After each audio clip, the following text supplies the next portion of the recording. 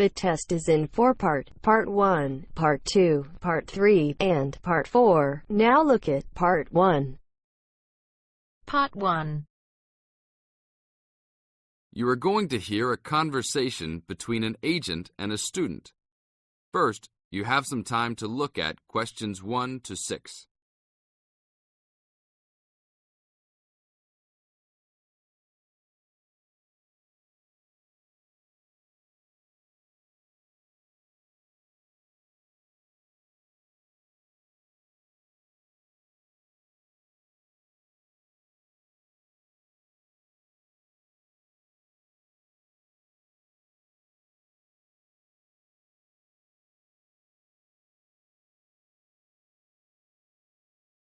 Now listen to the tape and answer the questions. Good afternoon. Good afternoon. Do you rent apartments here? Yes, among other things. Are you looking to rent an apartment? Maybe, but I think I might actually be more interested in renting a house. Do you rent those as well? Yes, we do. Will you be renting alone? No, I have 2 friends that will live with me, but I'll be the primary renter. My friends don't have a source of income, which is kind of disappointing, but I do. I'm an artist, and I've already sold a number of paintings. I just moved to town to try to get more of my work shown. Oh, so you would like to be near the uptown area? That's where most of the galleries are, right? Yes, and there's a large area of homes only a couple of blocks away. Great. I don't have a car, so I prefer being within biking distance of the galleries. That would certainly be possible. Well, let me see. There's a large 4-bedroom house right off Main Street. That sounds good. I'd love to have extra rooms for my paintings. How much is it per month? Around $950. Ouch! That's too much for now. Do you have anything a bit cheaper? I have a 3-bedroom that's for $650. That is definitely affordable, but I did want at least 1 extra room. Is there anything else with more rooms? Oh, here's another 5-bedroom that's vacant right now. It's further away, about a mile from the gallery area, but they're only asking $800. That's a deal for so much space. Well, a mile isn't so bad. It's only a 5-minute bike ride, and that price is okay. I'd like to see that one. Can you give me the address? Sure. It's on 1566 Honeysuckle, Honeysuckle Drive, Wood Heights.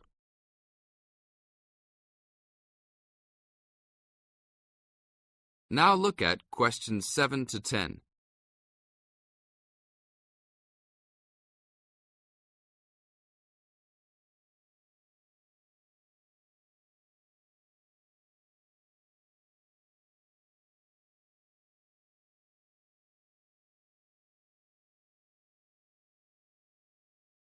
As the talk continues, answer questions 7 to 10. Such a lyrical street name. I like it. Is it furnished? Partially. It has a couch and chairs, a dining table, refrigerator and stove, a wardrobe, a couple of dressers and such, but no beds. Does it have a washer and dryer? It doesn't say here. But why don't you go and take a look? Here's a key. Just bring it back today before 5. We'll do that. An hour or 2 later. Hi, you're back. How did you like it? A lot. But I know why it's listed so low. A couple of windows are broken and they definitely need to be fixed. I'm surprised no one has broken into the house and taken anything. That should be fixed right away. No problem. I'll get a work crew out there today. That should be fixed even if you don't rent it yourselves. Did they have a washer and dryer? No, but I can wash clothes by hand until I find good used ones. There was another thing, though. The tiles in the kitchen floor were broken and lying all over the place. You'd need to put in a new kitchen floor as well. OK, I'll talk about that with the landlord. If you can do those 2 things, then I'll take it as soon as you're ready. That is the end of Part 1. You now have half a minute to check your answers.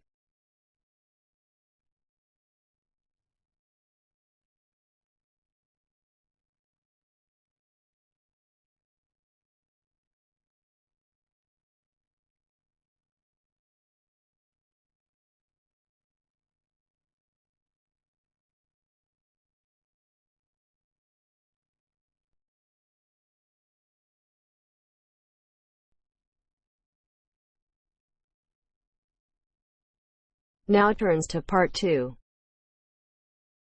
Part 2. You will hear a discussion between two psychology students and their tutor. First, look at questions 11 to 14.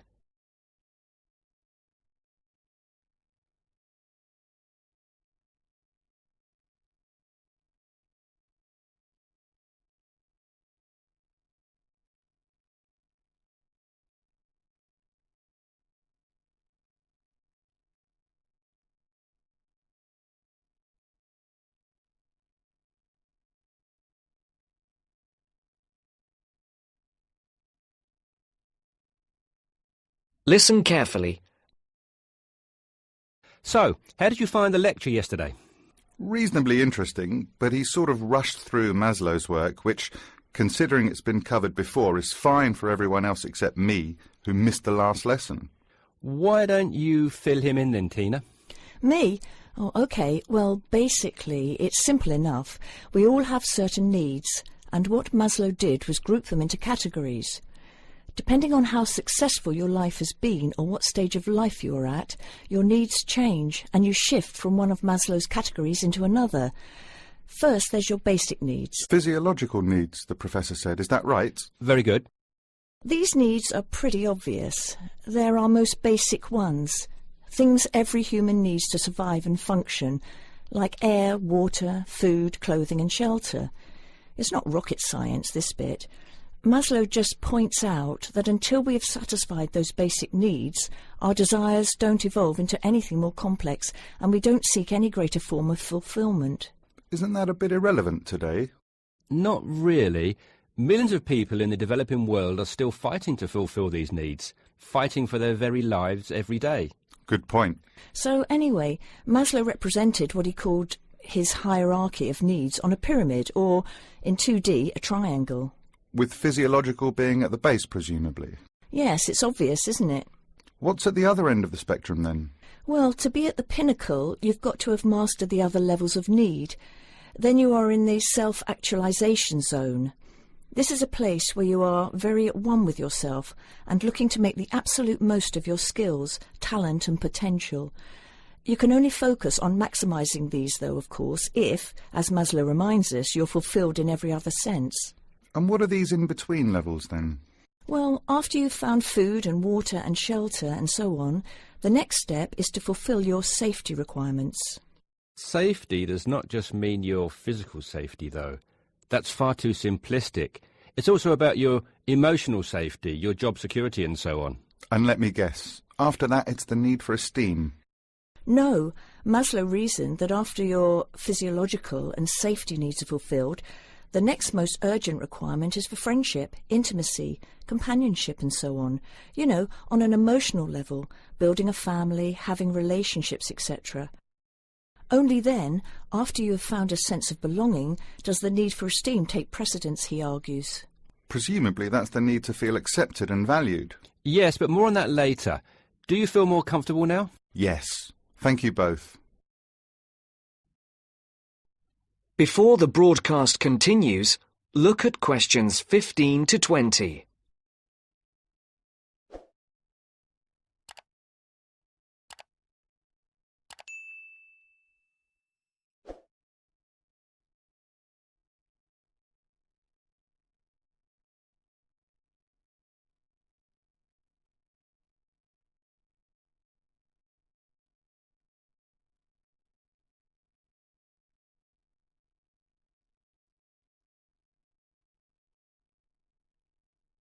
You will now listen to the second part of the talk.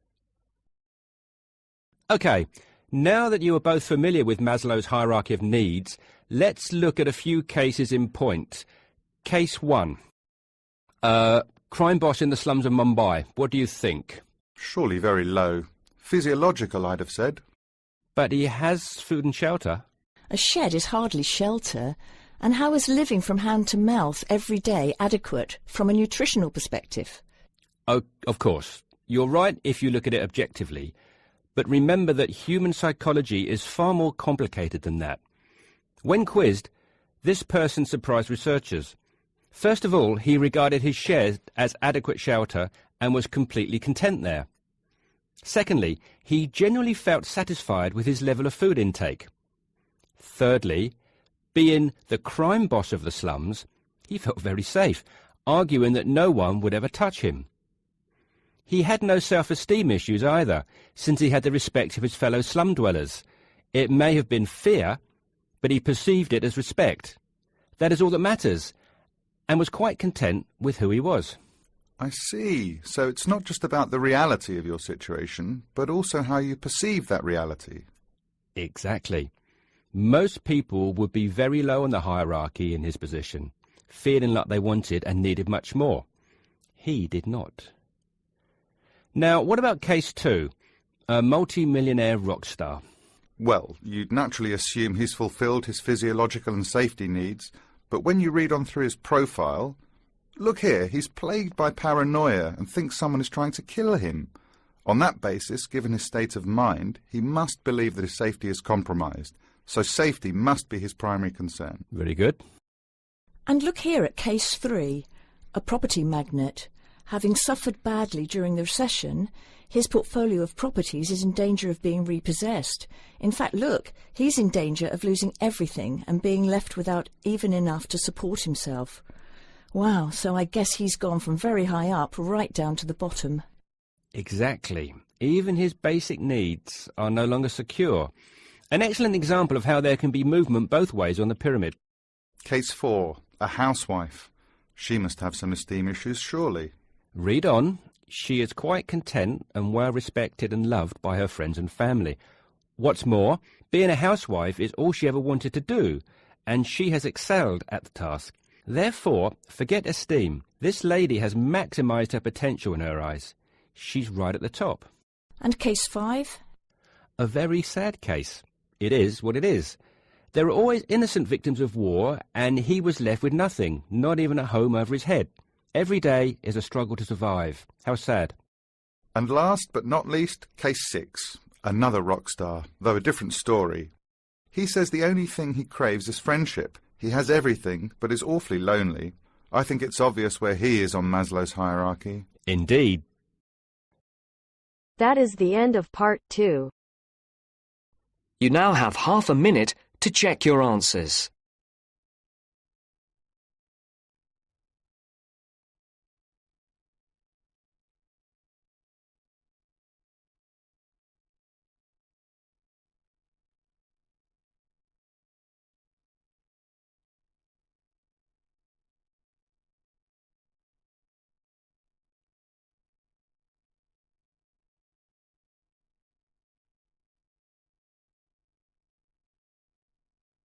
Now turns to part 3.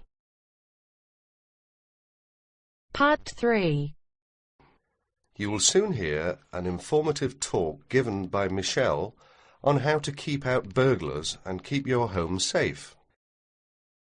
First, you have some time to look at questions 21 to 26.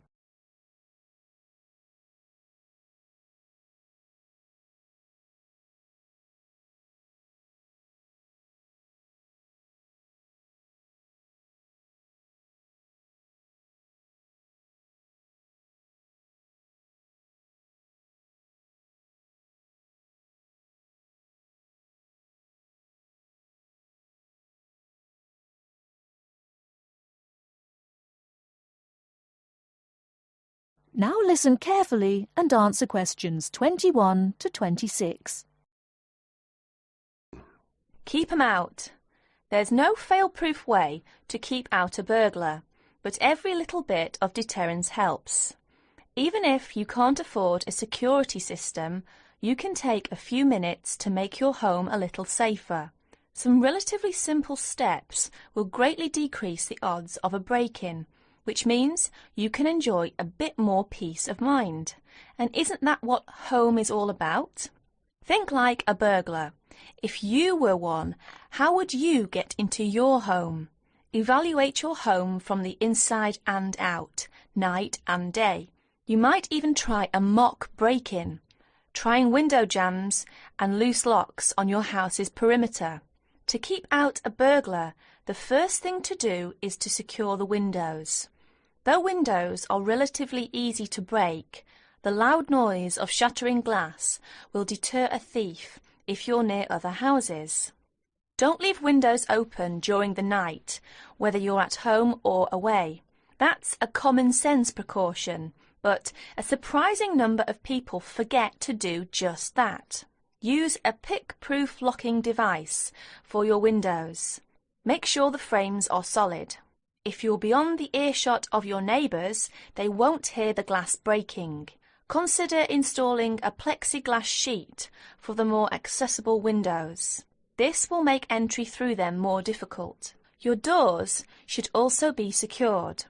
If you don't have a peephole, install one in the front door. If you have one, make sure that you and your family are in the habit of using it. Don't open the door to anyone you don't know, especially at night. If the peephole is out of reach of your children, keep a stepladder or stepping box by the door for them to use. If there's any glass within 2 feet of your front door lock, consider a locking device that would be out of reach if the glass is broken. Now, a few tips on how to protect your valuables. Don't leave your valuables, stereo, computer, jewellery, etc., where they can be seen from the window. If you don't want to hide everything from sight, consider blinds. Make a valuables inventory. Keep a record of your expensive and personally significant items, not just a listing, but a photographic or videotape record if possible. Store this inventory at another location. This is helpful for both the police and the insurance agency to identify the stolen goods. Use an engraving pen to mark these items with some kind of personal identifying information, such as your initials, in an inconspicuous place. This also helps record your possessions in case of any other mishap, such as fire or flood. Before you hear the rest of the talk, you have some time to look at questions 27 to 30.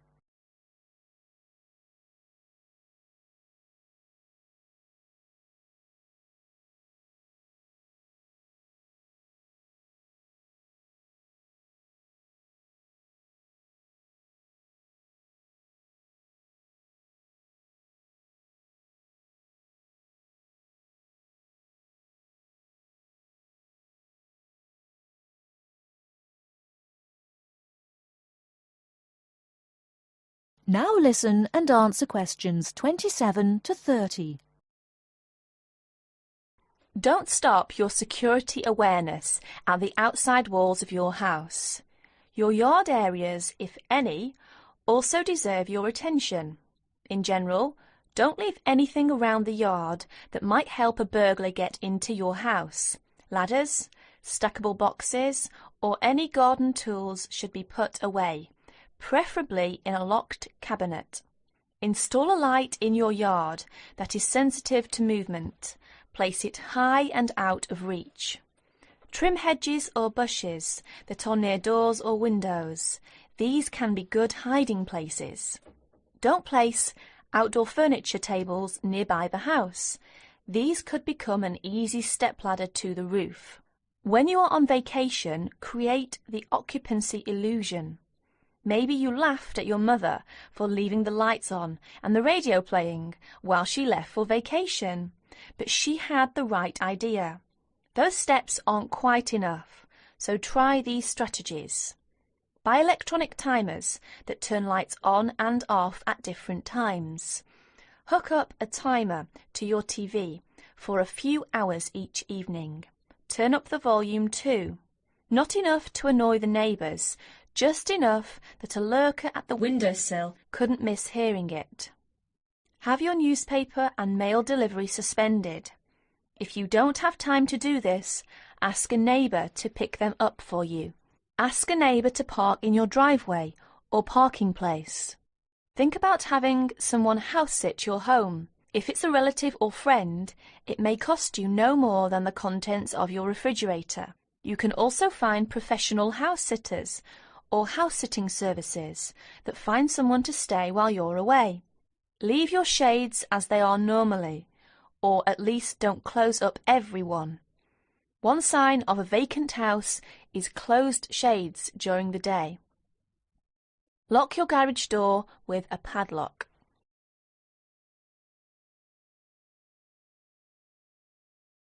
That is the end of part 3. You now have half a minute to check your answers.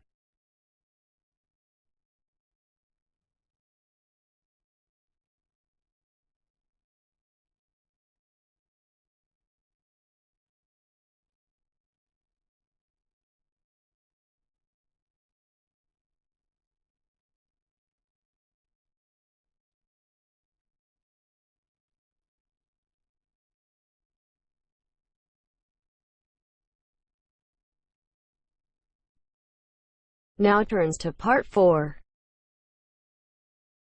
Part 4. First, you have some time to look at questions 31 to 40.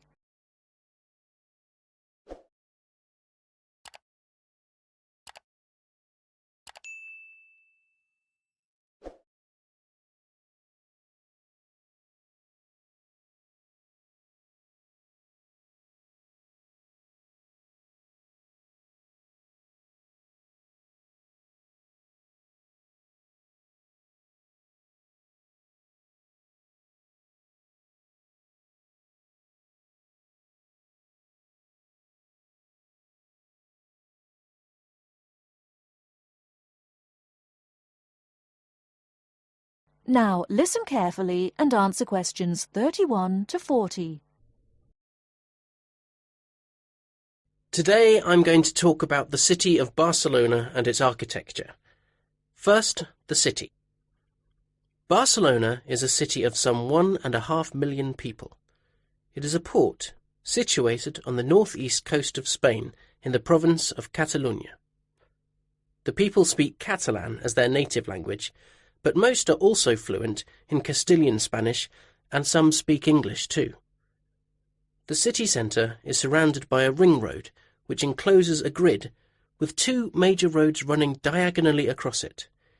These are the Avenidas Diagonal and Meridiana. Probably the most famous street in Barcelona is La Rambla, which connects the Plaça de Catalunya in the town centre to the statue of Columbus on the water's edge. All along the centre of this wide boulevard are stalls selling flowers and artistic works. Barcelona was founded by the Carthaginians from modern-day Tunisia in North Africa. It grew under the influence of the Roman Empire, later becoming the capital of Spain. Under strong government, it expanded its trade, exporting cloth to other Mediterranean ports, and establishing itself as a financial centre.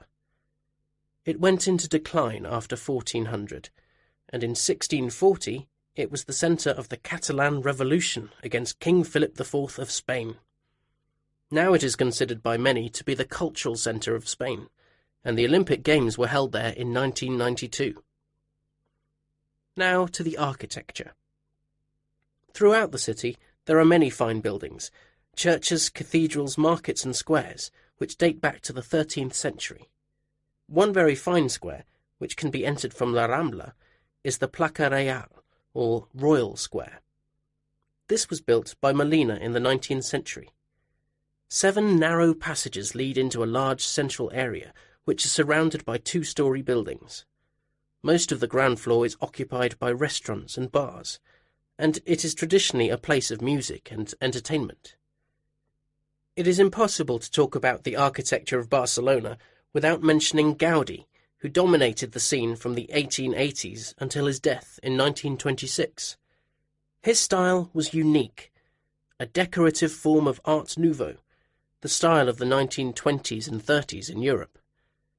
It was based on organic natural forms, which often seem to defy the qualities of the materials they are made from. I will mention just 3 of his best-known works today. The first is Güell Palace. This was built for the Count of Güell, one of Gaudí's main supporters. The building features 2 arched gates, which lead into the stable area. Inside are 2 circular staircases, one for people and the other for horses. The ground floor is built of brick, but there is also much natural stone used in the construction. The roof is quite fantastic, with brightly coloured sculptures built around the chimneys and ventilation shafts. Another project commissioned by Guel is the park named after him. This was meant to be a garden city with 50 houses, but in fact only 2 were ever finished. The influence of nature is strong in the cave-like spaces and animal figures, and again, much use has been made of brilliantly coloured surfaces. But the greatest of Gaudi's works is still under construction, and it is not expected to be finished until 2041. He began work on this cathedral, known as La Sagrada Familia, Church of the Holy Family, in 1882, which means that it will have taken 159 years to complete. The finished building will have 18 towers, the highest being 170 metres high. The building will be 95 metres long by 60 metres wide, and it will hold 13,000 people, a truly impressive monument to Gaudi's great genius. And that's all we have time for today. Next week, we'll look at some of Gaudi's smaller projects and also his furniture designs. Please make sure that you complete your assignment on Le Corbusier by this coming Friday. That is the end of part 4. You now have half a minute to check your answers.